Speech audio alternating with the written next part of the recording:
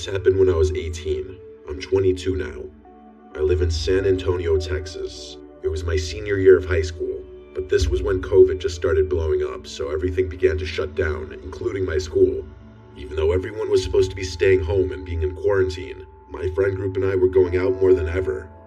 There wasn't much to do since all the non-essential businesses were closed, but one thing about me, I love urban exploring, or exploring haunted places. To this day, I still do. I'm not one to scare easily.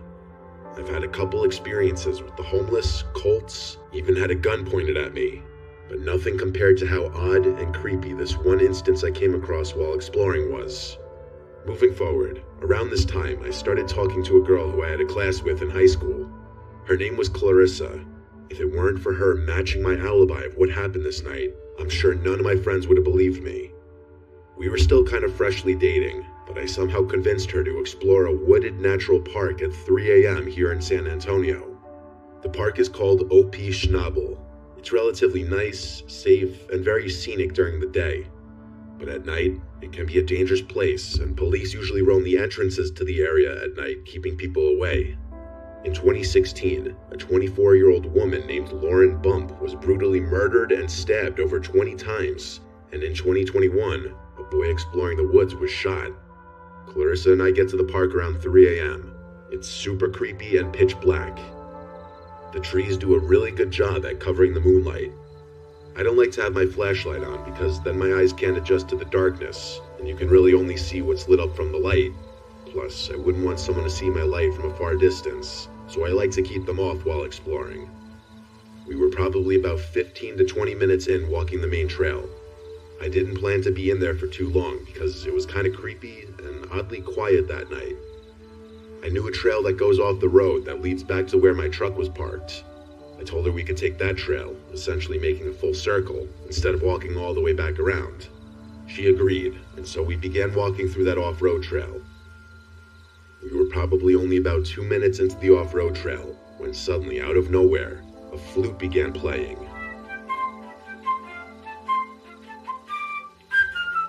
Clarissa and I stopped dead in our tracks and looked at each other, just listening. Whoever was playing it was super in cadence and sounded like it was playing some sort of piece of music. However, there was no time for me to process that it may have sounded good. It was creepy as fuck. As I said before, I don't scare easily, but 15 seconds into the flute solo, Clarissa began trembling in fear and on the brink of crying. I was kind of just listening, but when Clarissa started praying to God to save her and forgive her for her sins, that's when I realized the severity of the situation. To be clear, it was super hard to pinpoint where the sound of the flute was coming from. It sounded like it was coming from the direction of the previous main trail, which was parallel to where we were, with about maybe 30 to 50 yards of woods in between. But it was getting louder and closer, to the point where it sounded like the sound was right on top of us. Clarissa couldn't even focus because she was so scared, so I knew I had to man up and get us out of this situation. This is gonna sound corny, but I told her, "Don't worry, I'm not gonna let anything happen to you." I told her that we should run down the off-road trail to get away. So we did. We began to sprint. I believe the flute stopped playing, but it was hard to notice because I was more focused on getting the hell out of there. We only got about 30 feet, when out of nowhere, we heard the rustling of bushes and the snapping of leaves and twigs before something big dashed across the trail right in front of us. Now, this could have very well been a deer or some sort of bigger wildlife, but it was so strange because I could almost feel the size of whatever was in front of us. I don't know if it was from the wind or what. The only thing is, I never saw a silhouette or a shape of anything in front of us. Another strange thing is, I didn't hear it coming and I didn't hear it run away. I only heard the dash right when it was right in front of us. As soon as we felt and heard whatever dashed across the trail right in front of us, we obviously turned back around and bolted in the other direction until we got back to the original point where we heard the flute. And then, as if whoever was playing it was waiting for us to return, the flute started to play again, loud and right on top of us. This time it was almost chiming. It sounded like it belonged to some sort of Irish jig song or something, but the chiming was still in cadence. However, it was still impossible to pinpoint where the sound was coming from. It was just surrounding us.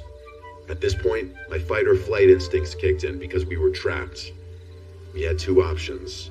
Either go back into the off-road trail where we heard that terrifying dash right in front of us, or go back to the main trail where the flute and whatever psychopath was playing it was at. The off-road trail was definitely scarier because it was darker and surrounded by more dense forest, and at least the main trail was a cement path. Thus, I told Clarissa, who was still trembling in fear, let's start running down the main trail back to the truck. We ran back. Adrenaline was still pumping, so we cut the 20-minute walk into a 7 to 8 minute jog. And somewhere along the run, the flute noise must have stopped. Along the run back, there was a random porta potty, and I was scared to death because what if someone was on the other side or hiding inside of it, because it seemed to be somewhat parallel to where we were at earlier. Thankfully, I didn't see anyone, or signs of anyone ever having been there. In fact, my truck was the only vehicle in the area near the main entrance to the woods. We made it to the truck, and I sped far away from there. The next day, I told all my friends about it, and I looked all over the internet to see if anyone's ever come across anything like this. People claim to run into ghosts, cults, animals making terrifying noises, but a soft and rhythmic flute solo, I couldn't find anything on that. Or maybe I just didn't look hard enough. I tried to figure out all the possibilities. There are some houses that eventually led into a neighborhood on the far edge of the woods, but those houses are at least a couple miles away, and we were fairly deep into the woods, so there's no way the sound could have traveled that far because I'm telling you, the flute was clear as day and it was 3 a.m. Obviously, I never found out who was playing that flute, or what dashed right in front of us. I actually kind of got chills writing the story. The more I think about it, it actually seems more paranormal rather than something scary on a tangible level. I don't know if it was a person, ghost, cult, or what. I'm really hoping someone might have a rational explanation. Either way, I never really went back to those woods at night. I still explore plenty of creepy places, but never really came across anything like that ever again. Please subscribe to this channel and press the bell icon.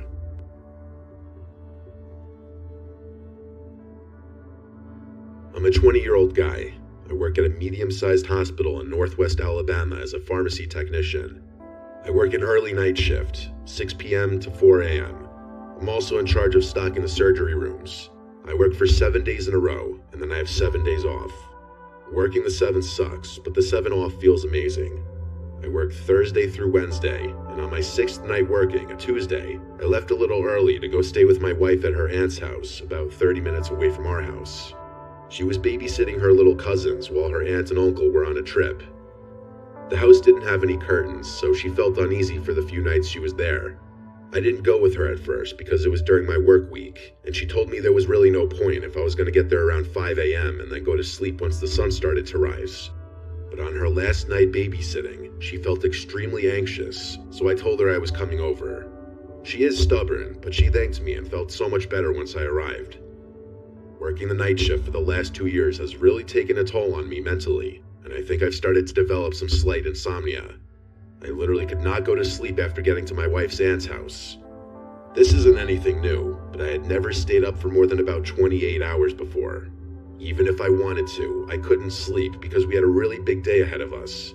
We had to drop her little cousins off at school, our friend was having a gender reveal party, we had to go shopping because we had no groceries at home since she had been away for the last 3 days, and I had to be at work at 6 p.m.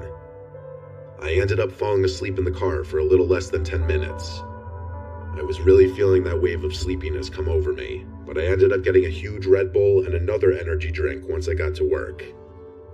I had my wife drive me to work and pick me up since my brakes needed to be changed and I wasn't driving my car, and also because neither of us trusted myself to drive her car on over 24 hours of no sleep. It was Wednesday night now, and I had been awake since about 2 p.m. on Tuesday afternoon. My shift started out fine. If I could stay busy, that tired feeling wouldn't really get to me. I put in my earbuds and was listening to music as I was stocking the surgery rooms with their meds. It was a weeknight, so there were still some late surgeries finishing up, and housekeeping was cleaning up some operating rooms that had been used. It's not uncommon for surgery personnel to come into the room I was in and grab something that the room they were using may be out of, so I usually turn around and at least smile, and they smile back. I was in my own little world, stocking the Omnicell machine with meds and listening to music, when I heard the door behind me open. There was that distinct high-pitched squeal when a door needs its hinges to be oiled. made the loud crash that heavy wooden doors make when they shut, so I turned around to see who it was like always, except there was no one there. I didn't really get worried about it. Maybe they opened the door and saw I was in there and just decided to go to another room, so I continued on. As I pushed my car to the next room, the light in this room was off. I opened the door, and I swear I saw someone hunched over by the Omnicell machine, digging through the sharps bin. If you don't know what that is, it's a bin where you dispose of needles and vials after use instead of just putting them in a normal garbage can. Someone had already been caught doing this before in search of morphine and consequently was fired. I turned on the light and was going to ask what they were doing, but when I turned the light on, there was no one there. Okay, now I was starting to get a little creeped out. I didn't know the time frame of when you could start hallucinating after not sleeping for over 24 hours, so I just told myself I was probably seeing things and needed to just calm down. I finished up stocking surgery with no other occurrences and headed back to the pharmacy. At 2 a.m. every night, we have to deliver patient-specific medications to the nurses' station. I'm going to use the 5th floor as an example of how the floors are laid out, but each floor number corresponds with which floor they were on. There are 3 elevators in the middle of the floor. If you go left when getting off the elevator, there's the 5100 and 5200 side, and if you go to the right, there's the 5400 and 5500 side. There are 2 wings on each side, so there are patient rooms numbered 5105 to 5115, and the other wing has rooms 5201 to 5215. Each floor is laid out the exact same way, so each wing has 15 rooms on each side. To shorten the floor names though, I'm going to refer to them as 5152 and 5455. Recently, the 5th floor, specifically the 5455 side, had been undergoing some remodeling. So our overflow floor, the 3rd floor, was where they put the patients who were on the 5455 side of the 5th floor while they remodeled. The 5455 side was empty because there weren't that many people in the hospital that night. I made my way up the hospital, delivering meds to the nurses' station floor by floor, until I got to the 5th floor. I went to the 5152 side, delivered the meds, and decided to go check out the progress of the 5455 side. As I went over there, I just got creeped out. There were no nurses, no patients, just the long, empty hallways. The surgery rooms are already empty and desolate most nights, so I'm used to walking around down there no problem. But seeing empty patient rooms just creeped me out. I walked slowly down the 55 side. I heard a noise that sounded like one of the hospital beds rattling. As I passed 5512, I quickly found out what the noise was. As I looked into the rooms, I saw an old man violently shaking as if he was having a seizure. Blood was running down his eyes, nose, and out of his mouth. He was making this gargling, groaning sound, almost like the sounds the zombies in The Walking Dead make. A monitor was frantically beeping like it does when a patient is coding. My heart dropped when I saw this, and I took a quick step behind the door frame. I immediately stepped back into the room as I realized this man was in desperate need of medical attention. But when I looked back in there was no man. This bed was clean and made. The monitor was off, and there were no signs that anyone had even been in that room for at least a whole day. I thought at that point I was for sure hallucinating. I quickly made my way back over to the elevators, and I made my way back down to the first floor where the pharmacy is. As the elevator doors opened, an old man in a security shirt and hospital badge got on the elevator. He patted my shoulder as he walked past me. It was that same man I had seen moments before having a seizure and making those zombie-like noises. He smiled at me as the doors closed, and I watched the numbers on the elevator go all the way up to the 5th floor. I didn't push the button for the elevator to come back down, but the same elevator came back down to the 1st floor and opened. There was no one on the elevator. I ran back to the pharmacy and sat in a chair for the rest of my shift until my wife came and picked me up. As I was waiting, I googled when hallucinations start when you haven't slept. It said between 30 and 48 hours, and I was on hour 38 of no sleep, so it made sense. The pharmacy is located directly under the 54-55 side, so when I walk in, I can see the window at the end of the hospital wing on the 24, 34, 44, and 54 side. Sometimes as I wait on the elevator on that side to go back down to the pharmacy, I look out the window. As I was walking out to my wife's car, I looked back up at the 5th floor window and saw the same old man looking at me through the window. I got chills as I got into my wife's car. I didn't say anything about what I saw that night. I'm not sure why I would have hallucinated that specific man, as I've never seen him before, and even if I have, he has no significance in my life whatsoever. I'm still not sure, though, if that was even a hallucination, or if what I saw that night was real. It certainly felt real. I went to sleep immediately after getting home. I've not seen that man again, but this was just under 2 weeks ago.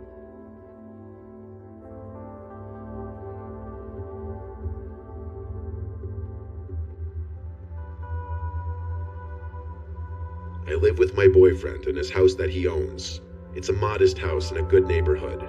Violent crime here is typically low. I say it's a modest house because compared to the other houses in the neighborhood, it's on the smaller side. But having a smaller house in this neighborhood is still very desirable because it allows us to still live in a nice town without owning a multi-million-dollar home. It's a single-floor, 3-bed and 2-bathroom house with a basement. We're on a very quiet block with a lot of privacy. The way the street curves provides this optimal privacy, as when we step outside of the house, there's not a single neighboring house directly facing us. There are 8 houses total on our block. Further down the block is a small wooded area. My boyfriend Mika was away one weekend in Vegas for a bachelor party last October. I was alone from Thursday to Monday. Friday after work, I had some of my girls over for a wine night. At some point while we were in the living room watching scary movies, the doorbell rang. We all went quiet and looked at one another with the same faces. The doorbell ringing late at night while watching a scary movie almost felt not real. I went to go sneakily see if I could see who was outside on the porch, but I couldn't get a view from the window. There is a tiny glass panel at the top of the door, so I peeked through it. There were like 4 cars in the driveway. They had to know people were home, but I didn't see anyone on the porch. I went back to my friends, and while we all agreed that was weird, we accepted that it was just a very unfortunately timed ding-dong ditch. After everyone left, it was late enough for me to go to bed and fall asleep right away. But I was awoken that night, not even an hour later, to the doorbell ringing twice. I looked at my phone and it was like 1 a.m. No one belongs outside your door at this hour. I immediately called Mika, and he picked up sounding really drunk in a loud bar. He had to go to a bathroom to be able to hear me. Once he heard me, he told me to just stay in the bedroom and not open the door to anyone. He never once suggested calling the police, so I refrained from doing that for now. We ended our call, and I tried to just stay calm and go back to sleep. Just as my heart rate started to slow and I started to calm down, I heard something from outside. Some kind of clicking sounds until there was a knock at my window. And a male's voice said, "Hey, anyone home? I need some help out here." I thanked the Lord the blinds were closed. I couldn't see who was out there, and they couldn't see me. Instead of leaving, he knocked again on the window. He said, "I know you're home." This was what prompted me to call the police. I never heard the man outside walk away from the window. For all I knew, he was still standing outside of it. So I whispered the entire time while on the phone, reporting someone trying to break into my house. Call me dramatic or an embellisher, but I was scared and I wanted the police here ASAP. Within 5 to 10 minutes, the doorbell rang again, followed by loud knocks. I went out and approached the front door and asked who it is. A male's voice said it's the police. It was a different voice from the other guy. I looked through the glass and confirmed it was a couple police officers. I opened the door for them, and right off the bat, the taller officer in front walked right into my house without my even inviting him in. He said they were responding to my report of a disturbance, and I said there's a man lurking around the house ringing the bell and knocking on my window.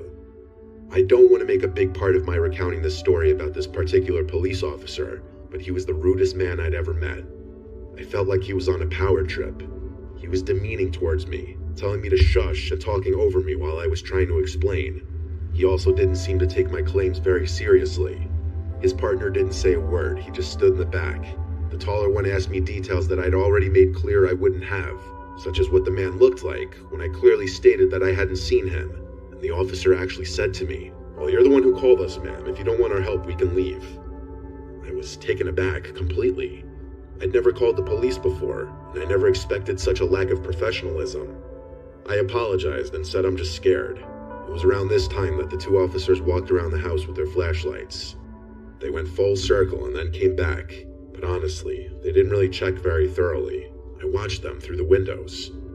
They came back to the door and told me there's nothing they can do if I don't have any cameras or proof of the man trying to commit any wrongdoing. The two cops then left. I didn't feel any better at all, besides the fact that maybe whoever that man was saw I called the police.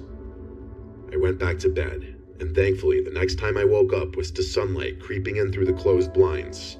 It was around 10 a.m.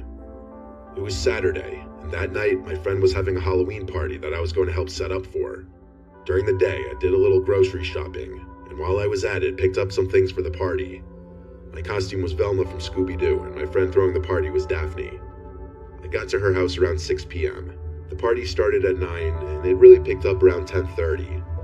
I was there pretty late, like I probably left her house a little after 1 a.m. I was good to drive, as I didn't really drink much besides a few beers. When I got home, I immediately noticed a cool draft in the house.